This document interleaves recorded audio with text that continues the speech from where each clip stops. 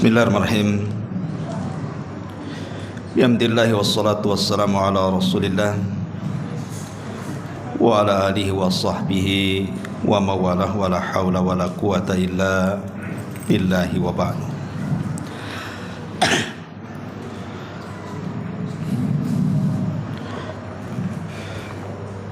Baik, kita lanjutkan masih membahas ayat-ayat seputar Ramadan. Dan kita masuk pada ayat ke 185.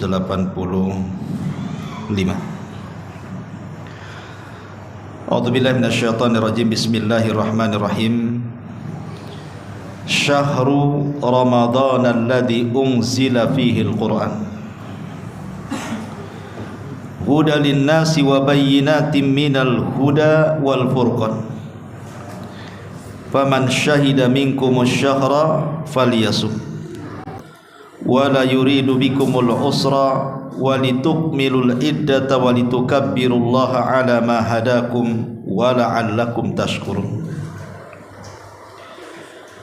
Bulan Ramadan adalah bulan yang di dalamnya diturunkan Al-Quran sebagai petunjuk bagi manusia dan penjelasan-penjelasan mengenai petunjuk itu serta pembeda antara hak dan yang batil.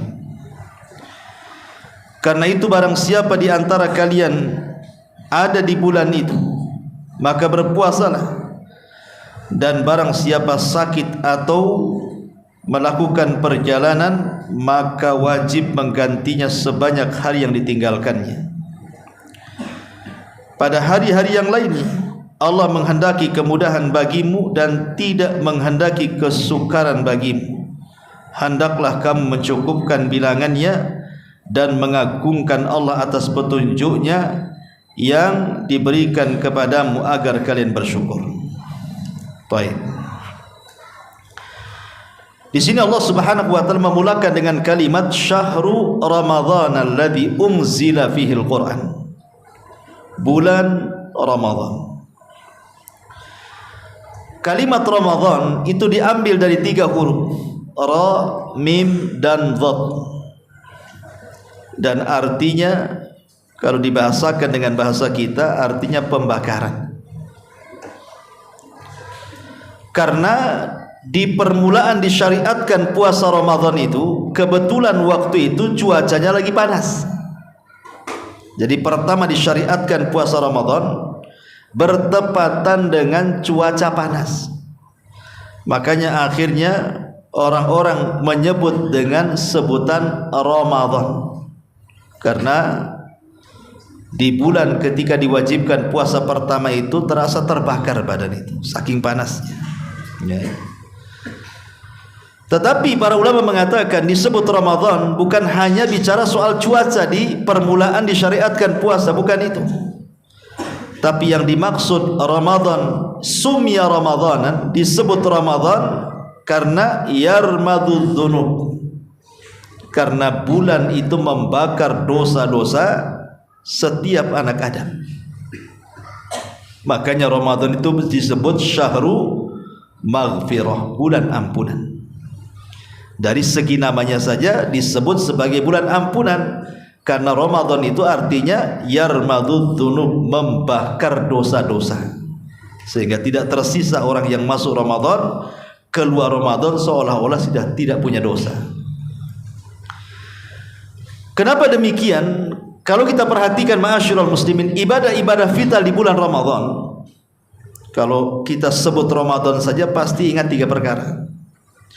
Pertama puasa, yang kedua tarawih, yang ketiga Lailatul Qadar. Pasti ingat 3 perkara kalau sudah masuk Ramadan: puasa, tarawih, Lailatul Qadar. Nabi SAW mengatakan tentang 3 perkara ini dalam hadis yang dikeluarkan Imam Muslim dari Abi Hurairah radhiyallahu anhu. Man qama atau man shoma Ramadanan imanan wahtisaban ghufira lahu ma taqaddama min dhanbi. Barang siapa yang berpuasa di bulan Ramadan penuh dengan iman, artinya yakin akan perintahnya, dan juga penuh dengan harapan akan dibalas dan diganjar karena puasanya, maka Rasul katakan ghufira lahu ma taqaddama min dambi, maka dosa-dosanya akan diampuni. Dari sini kita tahu bahwa siang hari Ramadan adalah siang ampunan. Semata-mata kita berpuasa Ramadan, kemudian yakin akan perintahnya, yakin akan pahalanya, itu sudah diampuni dosanya. Karena barang siapa yang berpuasa Ramadan penuh iman dan mengharap pahala, dihapus dosanya kan. Jadi semata-mata puasa saja hilang dosa kita di siang hari Ramadan itu. Kemudian malam hari Ramadannya Allah Rasul mengatakan man qama ramadhana, wa fi riwayatin man qama lailata qadrin imanan wa ihtisaban ghufira lahu ma taqaddama min dhanbi. Barang siapa yang berdiri salat tarawih, dalam riwayat barang siapa yang menghidupkan malam Lailatul Qadar penuh dengan iman dan mengharap pahala Allah, diampuni dosa-dosanya. Malamnya menjadi malam ampunan, siangnya menjadi siang ampunan 24 jam. Ramadan itu setiap harinya adalah hari-hari penuh dengan ampunan. Makanya Ramadan disebut Ramadan karena membakar dosa-dosa manusia. Syahrul Ramadan.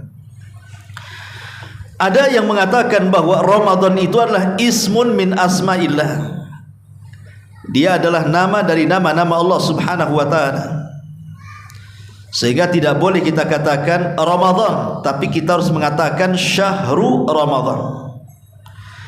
Tetapi riwayat tentang masalah Ramadan, nama di antara nama-nama Allah ini riwayat lemah, riwayat dhaif, dan Ramadan bukan nama dari nama-nama Allah. Makanya kita boleh menyebut Ramadan atau bulan Ramadan. Dua-duanya boleh. Kita katakan telah datang Ramadan atau telah datang bulan Ramadan, dua-duanya boleh. Karena Ramadan bukan nama dari nama-nama Allah Subhanahu wa taala. Adapun hadis yang mengatakan bahwa Ramadan nama Allah adalah hadis yang sangat lemah, tidak bisa dijadikan hujah. Di sini Allah mengatakan Syahrul Ramadan alladzi unzila fihi al-Qur'an. Diturunkan padanya Al-Qur'an. Menjadi polemik para ulama, apa yang dimaksud Ramadan itu tempat Al-Quran diturunkan? Ada dua penafsiran. Penafsiran yang pertama, maksudnya Ramadan itu adalah bulan diturunkan Al-Quran, maksudnya Quran di permulaan turunnya itu terjadi di bulan Ramadan. Jadi Al-Quran di permulaannya ketika turun kepada Rasul itu di bulan Ramadan. Adapun setelahnya bisa terjadi di Ramadan, bisa terjadi di luar Ramadan, tapi permulaan turunnya di bulan Ramadan. Ini satu penafsiran. Penafsiran yang kedua, maksudnya Al-Quran turun di bulan Ramadan, maksudnya memang 30 juz itu turun, tapi bukan turun ke bumi, tapi dari Lauhil Mahfud ke Baitul Uzzah. Di mana Baitul Uzzah? Di langit pertama. Disitulah Al-Quran turun 30 juz, sehingga Allah katakan bulan Ramadan, bulan diturunkan Al-Quran, maksudnya dari Lauhil Mahfud ke Baitul Uzzah 30 juz. Di mana Baitul Uzzah? Di langit pertama. Jadi ada dua penafsiran. Ya. Bisa dibawa kepada Al-Quran turun di bulan Ramadan, maksudnya turun secara jumlah 30 juz dari Lauhil Mahfud ke Baitul Uzzah, atau Al-Quran itu maksudnya turun di bulan Ramadan permulaan turunnya.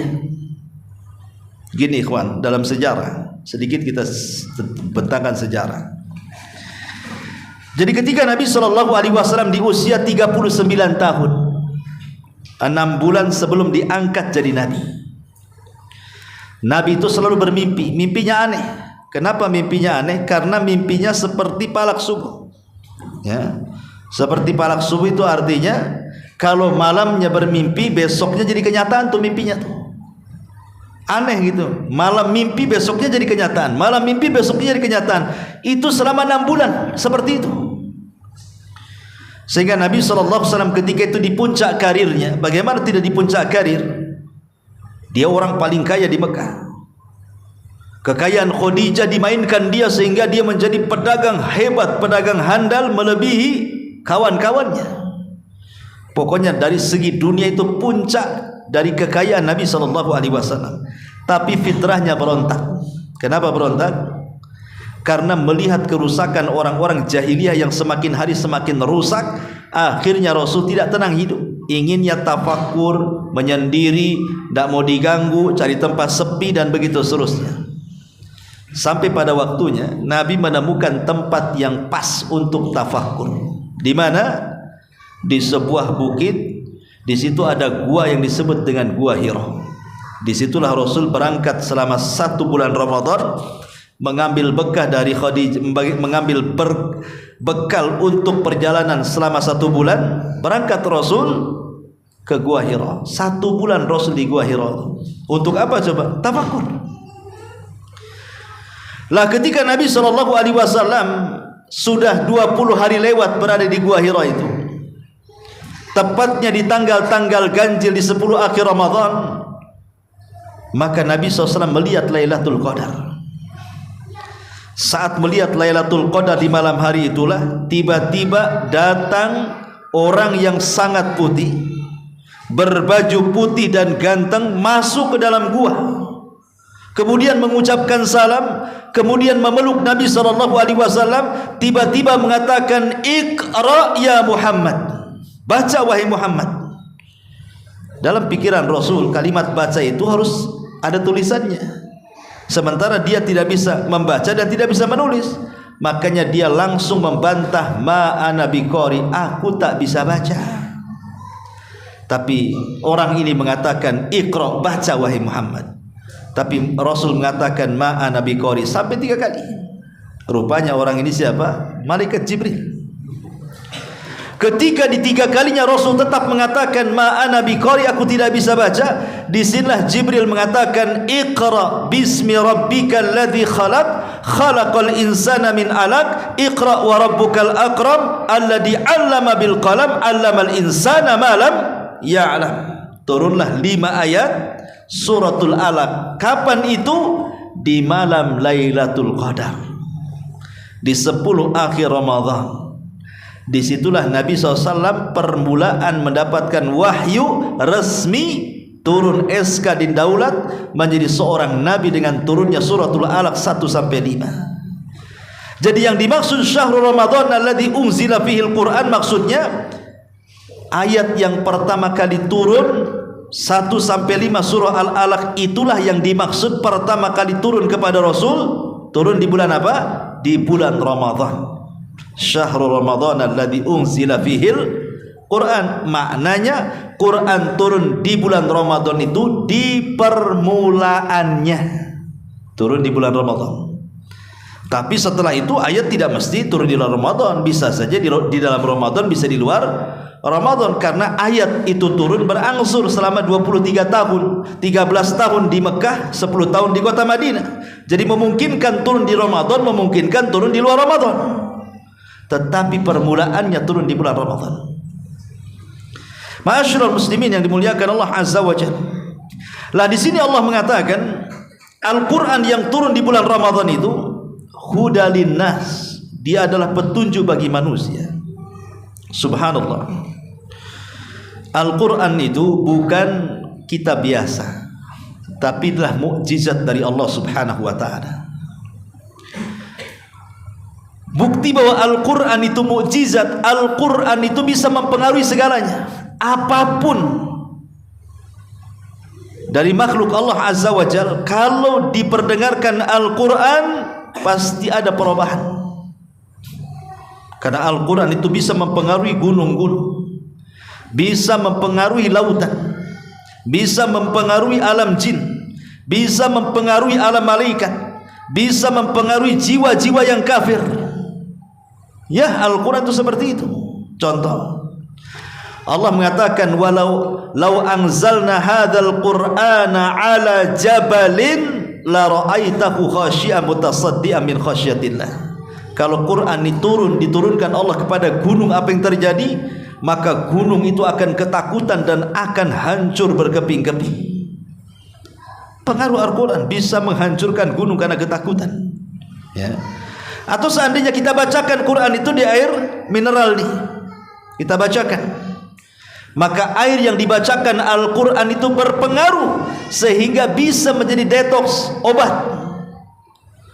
Makanya orang-orang Jepang pernah meneliti kenapa orang Islam itu terkadang dia membaca sesuatu ke air gitu ya, kemudian diludahi. Al-Fatihah, kok orang Islam kok gitu ya. Ada apa dengan surah Al-Fatihah yang kemudian dibacakan di air mineral itu? Diteliti tuh sama orang Jepang tuh. Rupanya air yang dibacakan Quran dengan air yang tidak dibacakan Quran beda. Karena air yang dibacakan Quran itu memadatkan molekul, dan itu menjadi detox untuk membuang racun dalam badan siapapun yang meminumnya. Itu orang Jepang yang meneliti, ya. Kita mah nggak perlu diteliti-teliti, ya. Sami'na wa ata'na saja, ya. Insya Allah jangan ada keraguan, karena pengobatan dengan Al-Quran itu tidak boleh ada keraguan, karena Quran itu hudan linnas, petunjuk bagi manusia. Ketika Nabi SAW pulang dari Taif, bayangkan dia tidak bisa masuk Mekah karena di Mekah itu sudah diancam, 18 kabilah itu sudah mengancam kalau Muhammad masuk ke Mekah bunuh, karena dia sudah keluar. Makanya pulang dari Taif bingung, dia mau balik ke Taif dilempari batu oleh orang Taif, mau masuk ke Mekah diancam mau dibunuh. Terpaksalah Rasul SAW berada di perbatasan Mekah dan Taif. Tidak bisa masuk ke Mekah, tidak bisa pula masuk ke Taif. Akhirnya Rasul istirahat di kebun kurma milik Utbah dan Syaibah. Ketika datang waktu fajar, Nabi SAW sholat subuh dan dikeraskan bacaannya. Rupanya ada jin nasibin yang nyasar ke situ.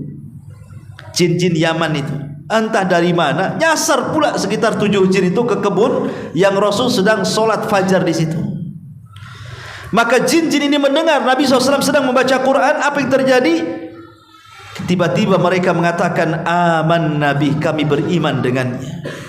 Sejak itu dia masuk Islam. Jin-jin ini kemudian pulang ke Yaman, mendakwahkan kepada kalangan jin yang lainnya untuk masuk kepada syariatnya Nabi SAW.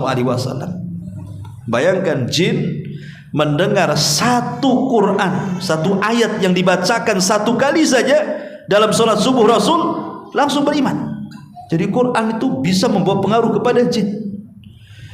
Satu kali dengar beriman. Antum berkali-kali dengar lo nggak beriman. Berarti kadang-kadang jin ini lebih hebat dibandingkan manusia gitu ya. Karena satu kali beriman aja berpengaruh. Kita ini baca Quran tidak berpengaruh. Kalau musik baru pengaruh. Mulai joget kan itu. Ma'asyiral muslimin yang dimuliakan Allah Azza wa Jalla, menunjukkan bahwa Quran ini pengaruh kepada jin atau kepada malaikat. Usaid ibn Hudhair radhiyallahu anhu, suatu malam dia baca Quran.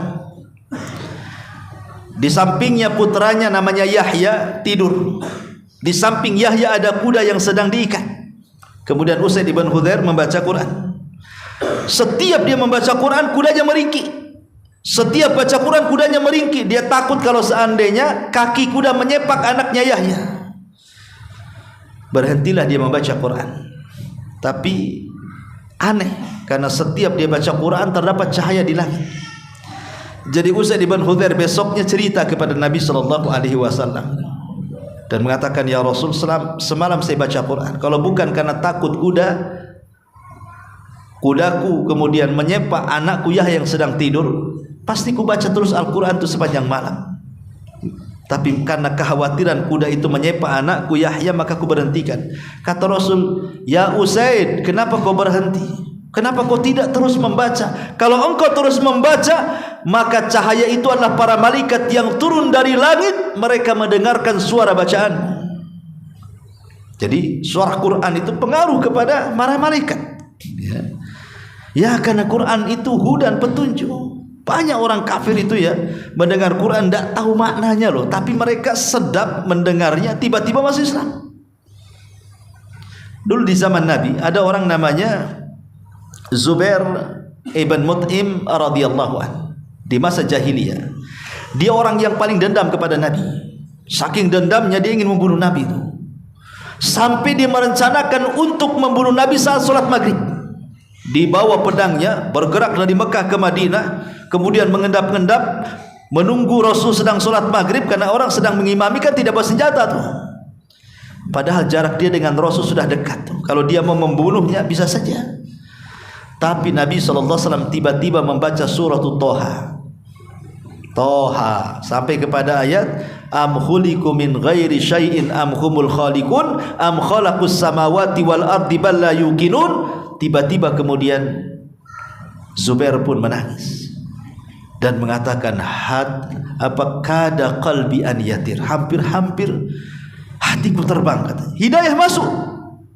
Dia sarungkan kembali pedangnya, menunggu Rasul selesai salam. Setelah salam didekati Rasul, kemudian diambil tangannya dan mengatakan asyhadu an la ilaha illallah wa asyhadu annaka rasulullah. Niat mau membunuh berbalik 180 derajat, jadi masuk Islam pula dia. Itulah bagaimana bacaan Quran itu mempengaruhi ya.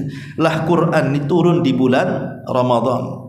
Syahrul Ramadan alladzi unzila fihi al-Quran hudan lin-nasi wa bayyinatin minal huda wal furqan. Kedua Allah mengatakan faman syahida minkumus sahra falyasum. Barang siapa yang menyaksikan di antara kalian bulan maka puasalah. Ma'asyiral muslimin yang dimuliakan Allah Azza wa Jalla, ulama berselisih pendapat soal ru'yatul hilal, melihat bulan di mana setelah itu masuk Ramadan atau masuk bulan Syawal. Apakah setiap negeri itu punya matla masing-masing tempat melihat, ataukah setiap negeri itu melihat kepada yang melihat pertama kali, maka satu dunia harus mengikut kepada yang melihat pertama kali? Ini jadi polemik para ulama. Kenapa jadi polemik dua pendapat ini? Karena ada hadis yang mengatakan idza ra'aitumuhu fasumu, kalau kalian melihat bulan puasa, tanpa menyebut di negara mana. Pokoknya kalau di negara manapun di dunia ada yang melihat bulan, maka satu dunia mengikut kepada negara yang melihat itu. Zahirnya hadis seperti itu. Tapi di lain riwayat ada seorang sahabat di masa kekuasaan Muawiyah ibn Abi Sufyan. Sahabat ini dia safar ke Syam. Rupanya orang-orang Syam melihat bulan di hari Jumat. Jadi Kamisnya mereka meneropong, rupanya nampak bulan, Jumatnya mereka puasa.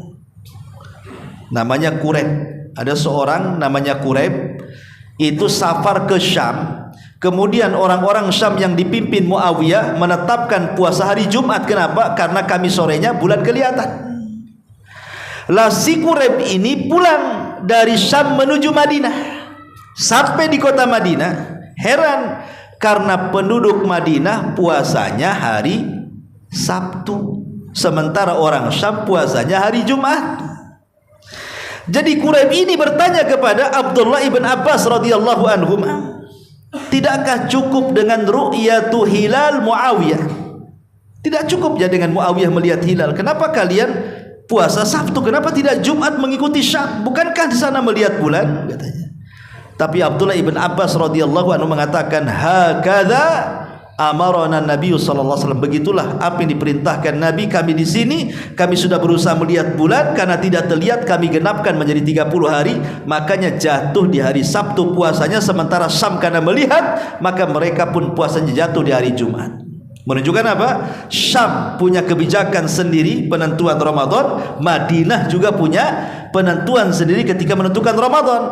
Dari sini jadi polemik dari dua tadi riwayat tadi. Yang satu mengatakan satu dunia satu matlah, di mana negara melihat, semua negara mengikut kepada yang melihat. Karena Rasul mengatakan apabila kalian melihat bulan puasa, tanpa menyebut di mana negara. Sementara riwayat yang kedua terbalik pula hadis Quraib ini. Rupanya orang Syam puasa di hari Jumat, Madinah pula puasa di hari Sabtu. Berarti masing-masing negara punya kebijakan. Lalu yang mana yang kuat di sini? Ya. Secara dalil dua-duanya kuat karena memang berdalil kan itu ya. Tetapi bagaimanapun mengikuti pemerintah itu jauh lebih baik. Karena Rasul yang mengatakan saumukum yauma tasumun wa fitrukum yauma tuftirun. Puasa kalian manakala pemerintah berpuasa, dan Idul Fitri kalian manakala pemerintah melaksanakan Idul Fitri. Karena itu bisa menjadikan perpecahan. Maka sebaiknya penentuan Ramadan nunggu keputusan pemerintah. Kalau pemerintah nengok bulan besok puasa, ikut puasa. Kata pemerintah, oh tidak jadi puasa, nggak nampak tuh bulannya, berarti lusanya lagi kita puasa. Ya, ma'asyiral muslimin yang dimuliakan Allah Azza wa Jalla, faman syahida minkumus syahra falyasumhu wa man kana maridun aw ala safarin fa'iddatu min ayyamin ukhar yuridullahu bikumul yusra wa la yuridu bikumul usra.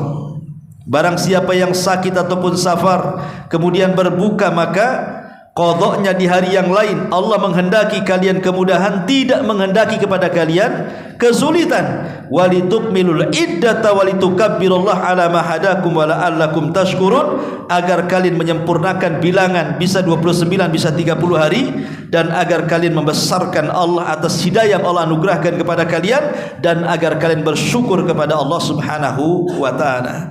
Kemudian Allah Subhanahu wa taala katakan, wa idza sa'alaka ibadi anni fa inni qarib ujibu da'watad da'i idza da'an falyastajibu li wal yu'minu la'allahum yarshudun. Apabila hamba-hambaku bertanya kepadamu wahai Muhammad soal aku, katakan aku dekat. Aku yang mengabulkan setiap doa orang yang berdoa kepadaku, maka penuhilah panggilanku, berimanlah kepadaku agar kalian mendapatkan petunjuk. Sudah sering saya katakan berulang-ulang, ayat ini menunjukkan ayat kedekatan kita dengan Allah. Apabila hamba-hambaku bertanya kepadamu wahai Muhammad tentang aku, jawablah aku dekat. Maknanya apa? Allah itu dekat dengan kita. Tetapi kita bisa perhatikan kenapa ayat kedekatan Allah dengan hambanya diletakkan di sela-sela ayat yang bicara tentang Ramadan. Ini kan ayat yang sedang kita baca ini kan masih bicara ayat-ayat Ramadan. Ayat yang bicara tentang hukum-hukum seputar Ramadan. Kenapa ayat kedekatan Allah dengan hambanya diletakkan di sela-sela ayat-ayat yang berbicara soal Ramadan? Maka ulama menjawab, boleh jadi kedekatan Allah Subhanahu wa taala maksudnya dengan hamba-hambanya di bulan Ramadan jauh lebih dekat dibandingkan di luar Ramadan.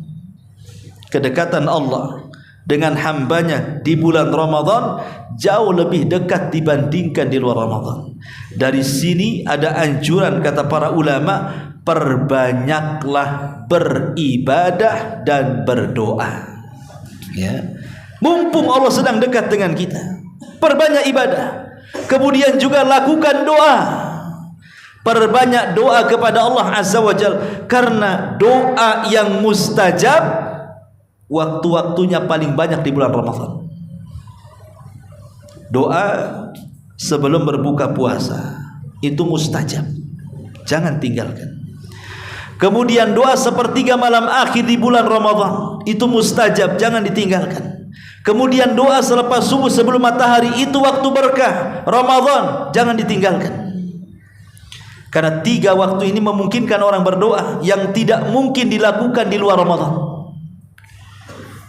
Di luar Ramadan kadang-kadang antum jangankan lagi bicara puasa Senin, puasa Kamis ya, jangan lagi bicara puasa-puasa yang seminggu sekali. Puasa Ayyamul Bid saja kita tidak pernah. Puasa Ayyamul Bid saja kita tidak lewat begitu saja kan. Sehingga kesempatan untuk berbuka berdoa menjelang berbuka itu tidak ada, karena kita tidak puasa masalahnya. Karena doa orang yang berpuasa itu mustajab kapan? Ketika sedang berbuka, menjelang berbuka. Kalau di hari-hari yang lain antum tidak puasa dan menyengajakan puasa Senin Kamis itu karena berat sekali kan, hanya ingin mendapatkan menjelang berbuka. Tapi di bulan Ramadan mau tidak mau kita puasa, dan mau tidak mau setiap hari kita menghadapi menjelang berbuka. Dan disitulah waktu yang sangat mustajab. Artinya di bulan Ramadan memungkinkan kita berjumpa dengan waktu ini. Ya, ini satu. Yang kedua, sepertiga malam akhir. Di luar Ramadan antum jarang bangun di sepertiga malam akhir kecuali kedinginan, kemudian bangun kencing tidur lagi. Nggak mungkin. Ya. Tapi kalau sengaja bangun di sepertiga malam akhir untuk qiyamul lail, saya nggak yakin, kecuali memang orang-orang yang sadar saja. Kebanyakan kan tidak sadar kan itu. Tapi Ramadan mau tidak mau antum harus bangun tuh di sepertiga malam akhir ini. Kalau tidak dibangunkan orang antum, tidak bisa marah-marah sama yang bangunkan, karena yang bangunkan banyak, masjid bangunin sahur kan itu. Belum lagi nanti obrok-obrok yang nggak jelas itu kan, entah kaleng kongguan dipukul dia, ya, kemudian kaleng cat dipukul dia, macam-macam kan, suruh bangun itu. Jadi mau tidak mau sepertiga malam akhir terpaksa jadi bangun, karena di situ sahur. Lah, jangan fokuskan dengan sahurnya, fokuskanlah 5 menit untuk mengangkat tangan berdoa kepada Allah Azza wa Jalla. Itu waktu mustajab. Kemudian setelah subuh menjelang matahari terbit, itu waktu mubarak, waktu yang diberkahi. Ini 3 waktu. Minta kepada Allah Azza wa Jalla. Apa yang harus antum minta? Mintalah kepada Allah agar kita dimerdekakan dari api neraka. Karena Rasul mengatakan setiap malam di bulan Ramadan Allah memerdekakan hamba-hambanya dari api neraka. Maka minta kepada Allah, ya Allah merdekakan aku, keluargaku, ayahku, ibuku, anakku dari api neraka. Seperti itulah doanya. Kemudian Allah mengatakan ayat selanjutnya, uhillat lakum lailatas siyam arrafathu ila nisaikum hunna libasul lakum wa antum libasul lahun alimallahu annakum kuntum takhtanuna anfusakum fataba alaikum wa afa ankum fal'ana bashiruhunna wabtagu ma kataballahu lakum wa kulu washrabu hatta yatabayyana lakumul khaytul abyadu minal khaytil aswadi minal fajri thumma atimmus siyama ilal laili wa la tubashiruhunna wa antum aqibuna fil masajid tilka hududullah fala taqrabuha kadzalika yubayyinullahu ayatihi lin-nasi la'allahum yattaqun. Dihalalkan bagimu pada malam hari puasa bercampur dengan istrimu. Mereka adalah pakaian bagimu dan kamu adalah pakaian bagi mereka. Allah mengetahui bahwa kamu tidak dapat menahan dirimu sendiri dari hawa nafsu, tetapi Dia menerima taubatmu dan memaafkan kamu. Maka sekarang campurilah mereka dan carilah apa yang telah ditetapkan Allah bagimu. Makanlah, minumlah hingga jelas bagimu perbedaan antara benang putih dan benang hitam, yaitu waktu fajar. Kemudian sempurnakan puasa sampai datang malam, tetapi jangan kamu campuri mereka ketika kalian beriktikaf di masjid. Itulah ketentuan Allah, maka janganlah kamu mendekatinya. Demikian Allah menerangkan ayat-ayatnya kepada manusia agar mereka bertakwa. Taib. Ma'asyiral muslimin yang dimuliakan Allah Azza wa Jalla, ayat ini ada asbab nuzulnya. Ayat ini ada asbab nuzulnya. Jadi ada seorang sahabat namanya Sirmah ibn Qais. Sirmah ibn Qais. Sirmah ibn Qais ini dia satu hari sudah puasa dan bekerja sehingga lelah. Jadi puasa sambil kerja kan lelah gitu ya. Jadi saking lelahnya datang waktu maghrib, rupanya di rumah tidak ada yang dimakan, tidak ada yang diminum, tidak ada yang dimakan.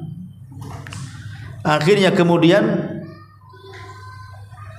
Sirmah ibn Qais mengatakan kepada istrinya, aku ini lelah, ya sudah bekerja, puasa lagi, di rumah tidak ada makan, tidak ada minum. Cobalah kau cari makan dan minum. Entah pinjam dari tetangga atau minta atau apalah ya kan itu. Pulanglah berangkatlah istrinya dari rumah untuk cari makanan dan minuman itu. Maka tiba-tiba Sirmah ibn Qais ini karena lama istrinya cari makan minum, tertidur dia. Selepas maghrib dia tertidur. Ya. Dan ingat, di permulaan puasa, siapa yang tertidur setelah maghrib maka tidak boleh makan setelahnya. Dia harus melanjutkan puasa sampai besok lagi, sampai maghrib lagi. Kan itu aturannya di awal puasa, karena masih mengikuti tata cara puasa Yahudi. Ya, orang Yahudi itu puasa tidak ada sahur. Mereka berbukanya ketika bintang muncul, itulah mereka berbuka sekaligus sahur gitu maksudnya.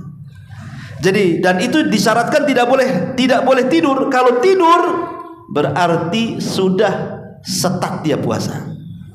Jadi sahabat Sirmah ibn Qais ini tertidur. Ya sebelum Isya dia tertidur. Istrinya datang bawa makanan, bawa minuman.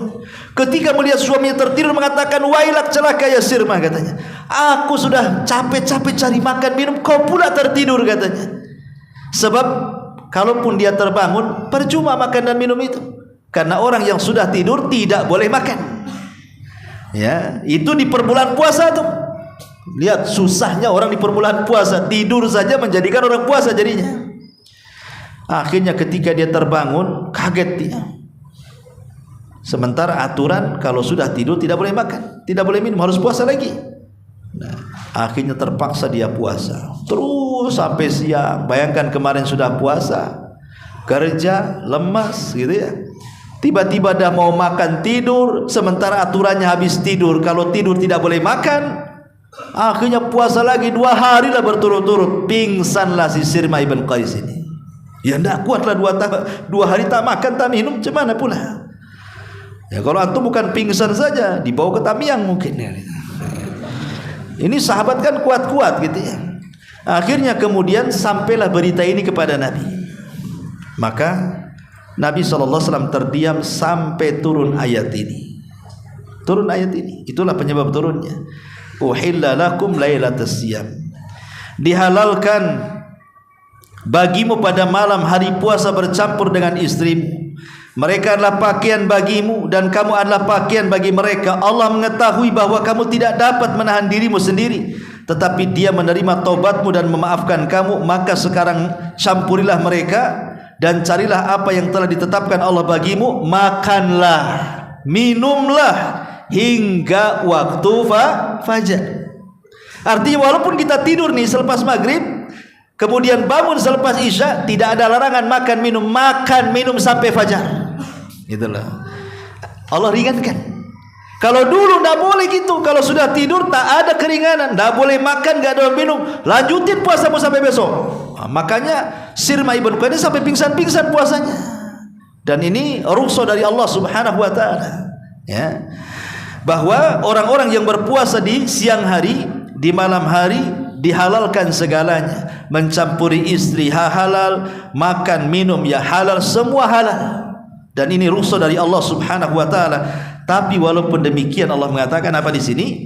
Allah mengatakan wabtagu ma kataballahu lakum. Ya, memang Allah halalkan kepada kalian makan, minum di malam hari, berhubungan dengan istri kalian, tetapi ingat bahwa di malam hari Ramadan itu ada Lailatul Qadar. Ya, makanya Allah mengatakan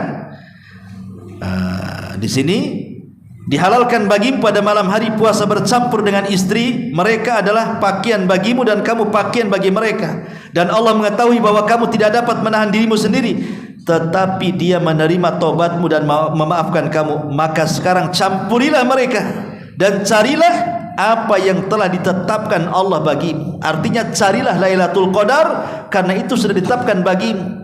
Jangan dilarikan, jangan makan terus, jangan melakukan hubungan terus. Di sana ada malam yang harus kau cari, yang disebut dengan Lailatul Qadar. Sedikit bicara Lailatul Qadar. Lailatul Qadar itu terdiri dari 2 kata. Lailatul Al-Qadari. Kalau lail, ma'ruf lah lail. Ya. Lail itu apa artinya? Malam. Dulu ada namanya Laila Majnun. Ya. Si Majnun ini kalau malam hari senang karena malam itu nama pacarnya Lail. Si Lail kan namanya dia Majnun. Kalau siang hari dia gila, enggak suka karena siang dalam bahasa Arab nahar, pacarnya hilang. Kalau malam pacarnya datang, Lailun, kan namanya pacarnya Lailun. Kalau gelap senang dia, suka di kegelapan, maka disebut Majnun tuh. Gila kan gitu. Suka di gelap-gelap, hati-hati, jangan suka di gelap-gelapan tuh. Bisa Majnun nanti. Ya. Lailun itu artinya malam. Kalau Qadar itu, satu makna Qadar itu artinya mulia. Kalau orang Arab mengatakan fulan dzatu qadrin, fulan itu memiliki qadar, maksudnya fulan itu punya kemuliaan. Maknanya Lailatul Qadar itu malam yang penuh dengan kemuliaan. Ada yang mengatakan qadri itu artinya sempit, sebagaimana Allah mengatakan faman qudira alaihi rizqu falyunfik. Barang siapa yang disempitkan rizkinya, banyak-banyak infak. Berarti qudira diambil dari qadar. Berarti al-qadari, malam yang sempit. Kenapa sempit? Karena banyak malaikat yang turun dari langit dan jumlah mereka lebih banyak dibandingkan jumlah kerikil yang ada di bumi, sehingga menyempitkan bumi. Makanya malam itu disebut Lailatul Qadar, malam yang sempit karena penuh dengan malaikat. Ada juga yang mengatakan qadar itu artinya ya takdir, malam takdir, karena malam itu ada daur ulang takdir. Setahun yang akan datang itu daur ulang takdir kita oleh malaikat. Makanya Rasul mengatakan faman hurima khairaha faqad hurim. Siapa yang diharamkan mendapatkan kebaikan malam itu, maka selamanya tidak akan mendapatkan kebaikan sampai tahun depan. Ya. Itulah makna al-qadar. Yang ingin saya katakan adalah kalimat lailatun, kalimat malam. Malam ini memiliki dua definisi. Ada malam menurut kita manusia, dan itu ketika terbenam matahari. Semata-mata terbenam matahari menurut kita manusia itu malam, ya. Tapi malam menurut Allah beda. Malam menurut Allah itu dimulai waktu asar. Kalau malam menurut kita dimulai waktu maghrib, itulah bedanya. Kalau malam menurut manusia dimulai waktu maghrib, diakhiri terbit matahari. Kalau malam menurut Allah diawali waktu asar, diakhiri waktu fajar. Pertanyaannya, Lailatul Qadar itu malamnya ikut siapa? Ikut kita kah? Ikut Allah kah? Kalau ikut kita berarti Lailatul Qadar itu dimulai ketika maghrib dan diakhiri dengan terbit matahari. Tapi kalau menurut ketentuan Allah berarti Lailatul Qadar itu masuk waktu asar saja sudah dianggap Lailatul Qadar dan berakhir di waktu fajar. Dan itu yang sahih wallahu a'lam. Pendapat yang kuat wallahu alam bahwa Lailatul Qadar itu dibawa kepada lailatun indallah, malam menurut ketentuan Allah. Berarti semata-mata masuk waktu asar di 10 akhir Ramadan, di tanggal-tanggal ganjil, berarti di situ sudah masuk malam Lailatul Qadar.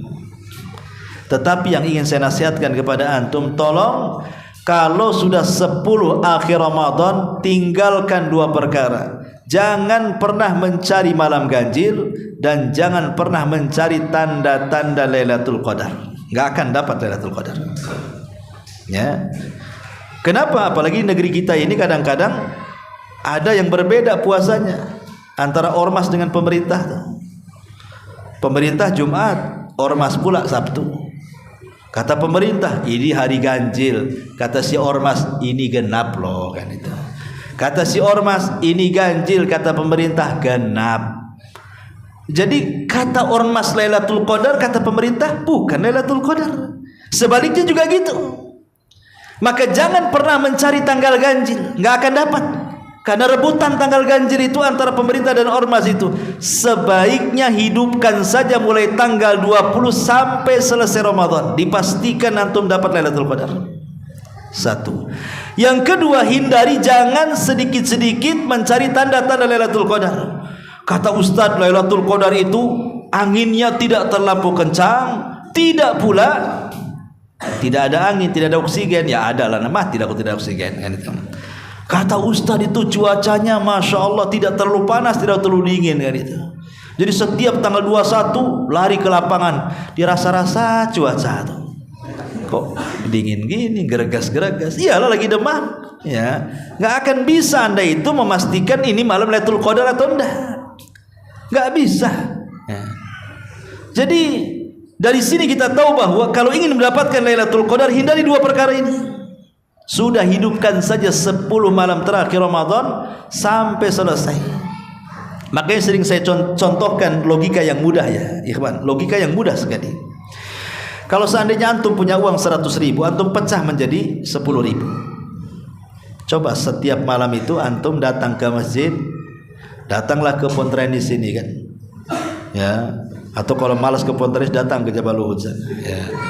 Masukkan tuh 10.000 tuh setiap malam, ya, atau di Jigjag, malam ini Jabal Uhud, malam ini Pontrenis, malam ini Jabal Uhud, malam ini Pontrenis. 10 hari saja, ya, 10 hari. Saya yakin dari 10 hari itu antum akan mendapatkan Lailatul Qadar di 10.000 itu. Tidak mungkin tidak. Kalau 10 hari antum masukkan, besok infak, besoknya lagi infak, besoknya lagi infak, sampai habis. Pasti yang 10.000 itu ada yang bertepatan dengan Lailatul Qadar. Tidak mungkin tidak. Pasti ada yang bertepatan dengan Lailatul Qadar. Ketika yang 10.000 itu ada yang bertepatan dengan Lailatul Qadar, maknanya berarti antum sedang bersedekah 84 tahun, atau bahasa Quran 1000 bulan. Berarti seolah-olah berapa miliar antum infak. Coba.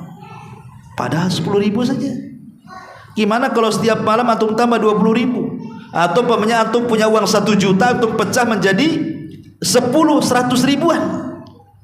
Berarti dari 100.000 itu kalau ini bertepatan dengan Lailatul Qadar, kalilah 84 tahun, setiap hari antum infak 100.000. Nah, berapa triliun antum infak? Luar biasa, ikhwan. Itu baru infak. Ya. Kalau seandainya antum umpamanya ingin dawamkan, pokoknya habis isya lah. Habis isya antum bacalah entah Qul huwallahu ahad Allah, atau Qul ya ayyuhal kafirun, atau Qul ya ayyuhanna, Qul uhiya ilayya, yang agak panjang lah ya. Qul uhiya ilayya annahu istama'a nafaru minal jin. Itu Qul yang paling panjang itu. Surah Jin. Itu Qul juga diawali Qul ya.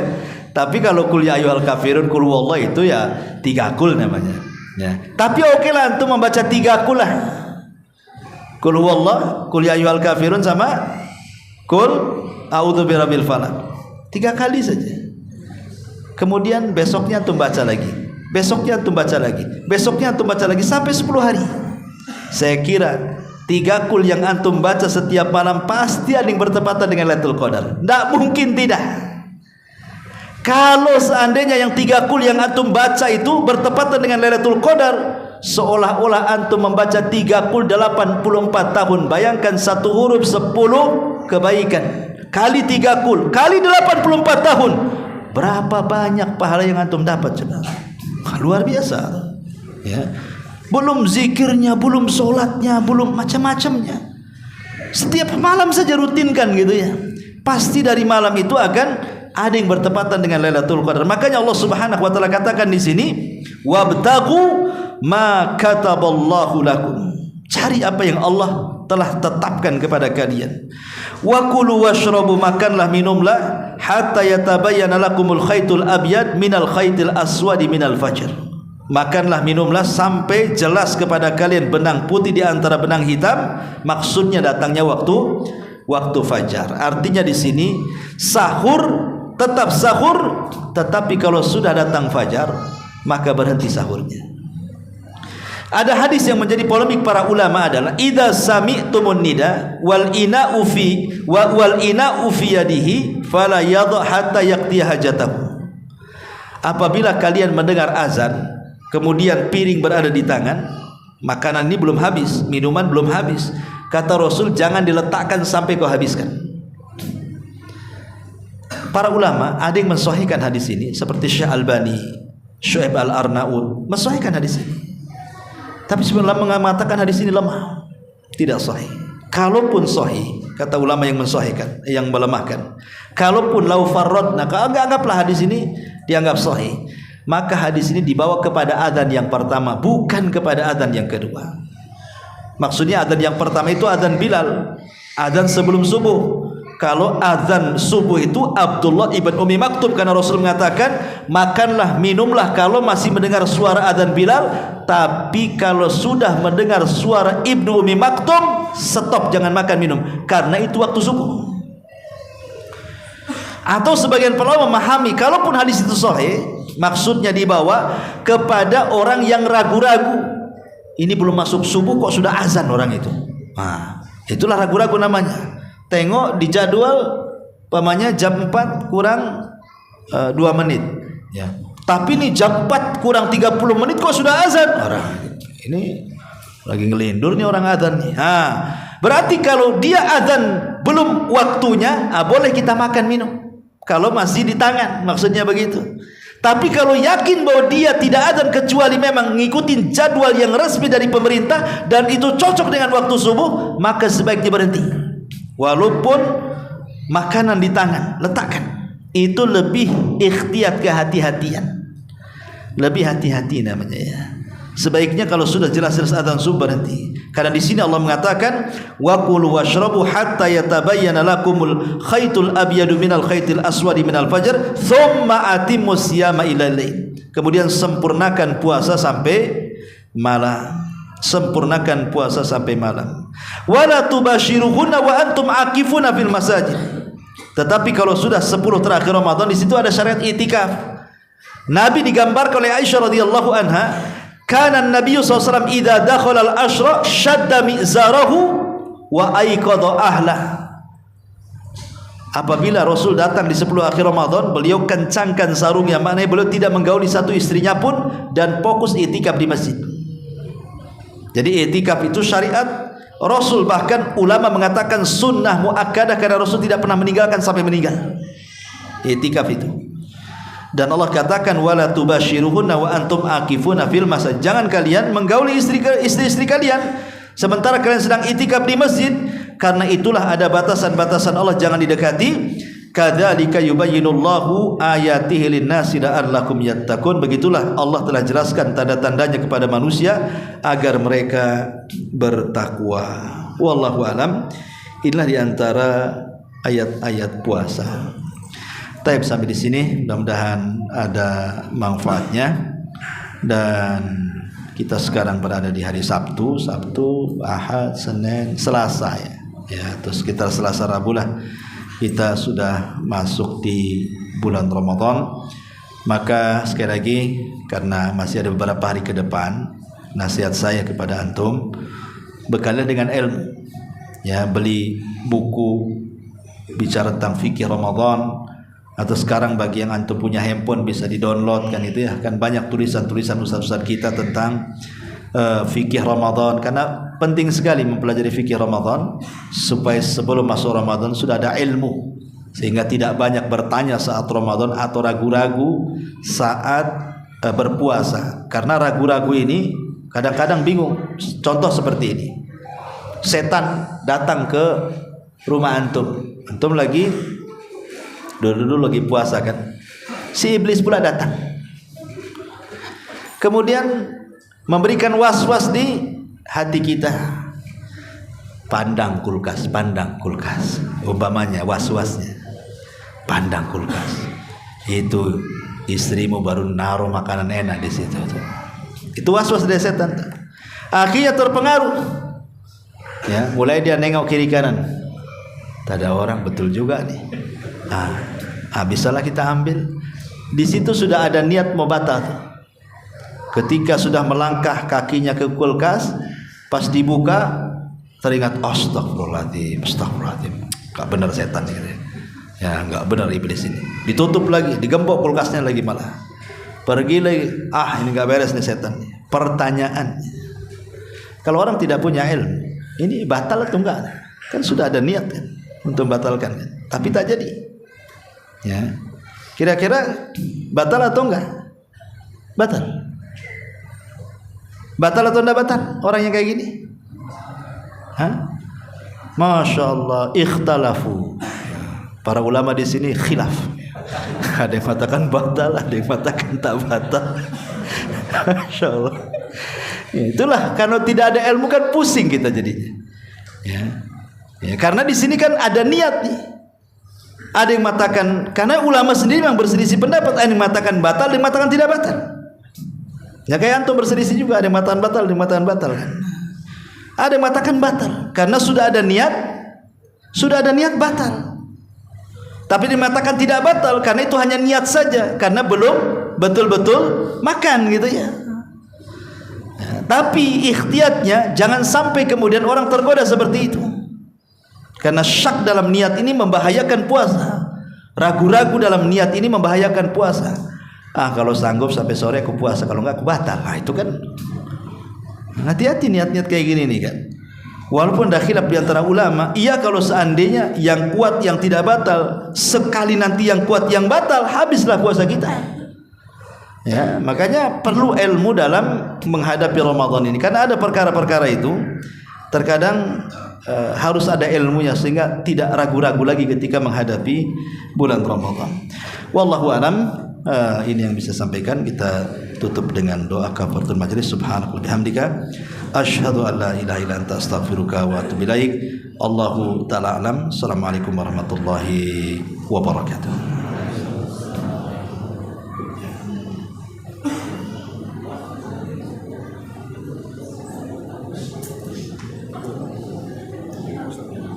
Kalau wanita hamil dan mati tadi kan ada 3 kondisi Ustaz.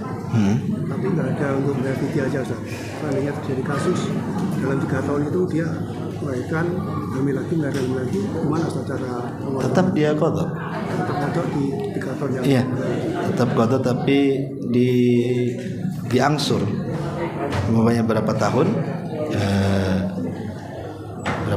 dia ingat 3 tahun berarti ya berapa kali